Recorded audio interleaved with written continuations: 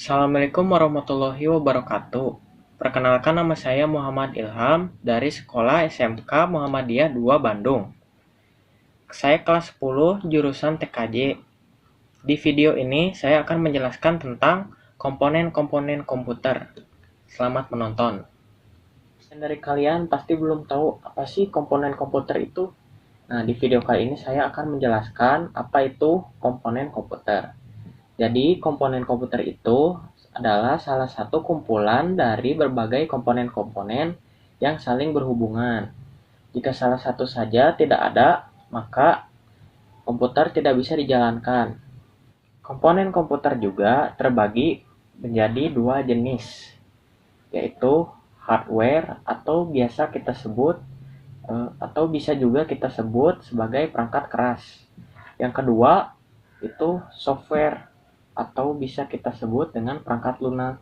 Ya, yang pasti kedua jenis ini memiliki fungsinya masing-masing dan sangat penting bagi komputer yang akan saya jelaskan di video ini. Kita masuk ke penjelasan hardware dulu atau perangkat keras. Bagi yang belum tahu apa sih itu hardware? Hardware itu adalah suatu komponen komputer yang kita dapat melihat wujud fisiknya. Langsung saja ke contoh yang pertama. Pertama, motherboard. Motherboard adalah komponen komputer yang paling utama karena berisi sistem BIOS, chipset, soket prosesor, soket memori, soket kartu grafis, dan berbagai soket tambahan lainnya. Fungsi utama dari motherboard juga adalah sebagai tempat untuk meletakkan semua komponen yang dibutuhkan oleh komputer. Makanya motherboard ini menjadi komponen yang paling utama di komputer.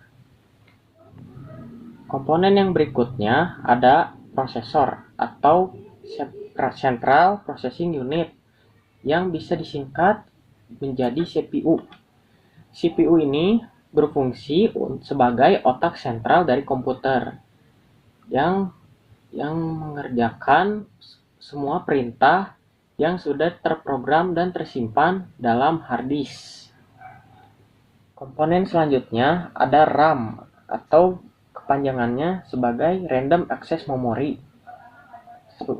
RAM ini fungsinya untuk unit penyimpanan data tidak permanen. Artinya, data dalam RAM akan hilang jika listrik mati atau bisa dihapus oleh kalian sendiri. Dengan demikian, RAM pada komputer berfungsi sebagai memori sementara atau digunakan oleh komputer untuk menjalankan sebuah fungsi dari aplikasi atau perangkat lunak yang kalian ingin jalankan.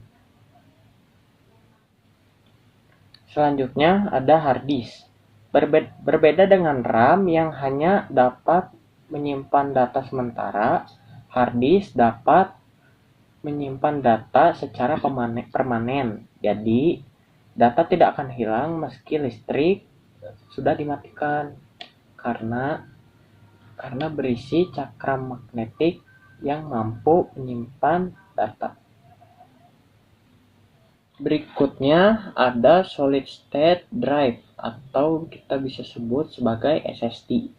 SSD ini berfungsi untuk menyimpan data secara permanen yang disimpan pada chip memori flash berbasis NI ND yang saling terhubung satu sama lain.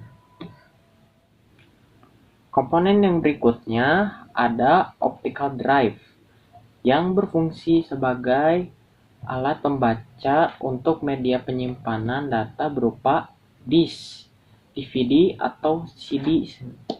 DVD dan CD sendiri merupakan kepingan cakram optik yang berisi data-data. Ada juga floppy disk yang berfungsi sebagai media pembaca untuk disket. Namun, saat ini disket sudah tidak banyak dipakai oleh pengguna komputer lagi. Dan yang terakhir ada VGA card. audio card dan LAN card yang akan saya jelaskan satu persatu. Dimulai dari PGA card.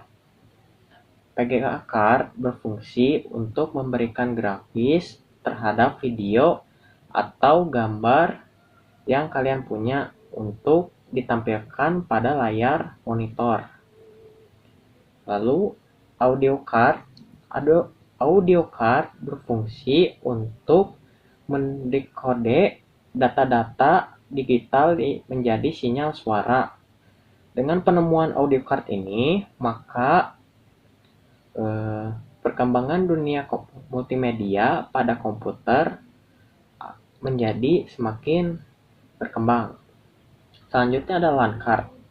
LAN card berfungsi untuk menyambungkan komputer kalian ke jaringan lokal.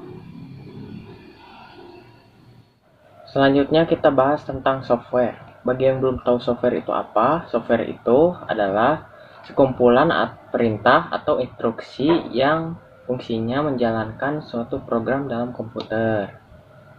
Selain hardware, software juga termasuk komponen yang sangat penting berperan penting dalam pengoperasian komputer. Saya akan menjelaskan beberapa komponen komputer perangkat software. Yang pertama, ada perangkat lunak sistem operasi. Sistem operasi merupakan program yang bertindak sebagai perantara antara pengguna, perangkat keras, dan komputer. Sistem operasi punya fungsinya tersendiri, yaitu pertama, menyediakan interface agar mudah digunakan oleh pengguna. Yang kedua, menyediakan informasi yang berkaitan dengan perangkat komputer. Yang ketiga, melakukan tugas pengolahan dan pengendalian sumber daya komputer. Yang terakhir, sering dipakai semua orang, yaitu mengelola file.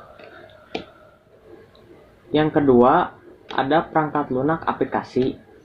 Program ini dikembangkan agar memenuhi kebutuhan penggunanya, seperti mengerjakan pekerjaan atau mengerjakan tugas. Berikut saya akan memberi contoh aplikasi-aplikasi apa saja beserta fungsinya. Yang pertama, sebagai pengolahan kata, kita bisa ambil contoh Microsoft Word. Yang kedua, sebagai pengolah angka, kita bisa ambil Microsoft Excel. Sebagai pengolah gambar teknis, kita bisa ambil aplikasi AutoCAD. Sebagai pengolah grafis, kita bisa ambil Corel Draw. Lalu sebagai pengolah foto, kita bisa menggunakan aplikasi Adobe Photoshop. Terus sebagai pengolah video, kita bisa mengambil contoh aplikasi Adobe Video atau Adobe Premiere. Pengolahan multimedia, kita bisa mengambil aplikasi WinRAR. Nah, berhubung komponen hardware dan software sudah kita bahas, sekarang kita bahas ke yang terakhir, yaitu komponen brainware.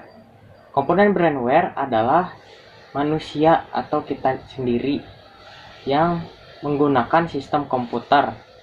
Peran manusia di sini sebagai pencipta, pengguna, dan pemberi perintah terhadap komputer tersebut. Atau bisa juga mengatur sebuah sistem komputer agar dapat memberi hasil yang bisa dimanfaatkan bagi kepentingan kehidupan manusia yang lain.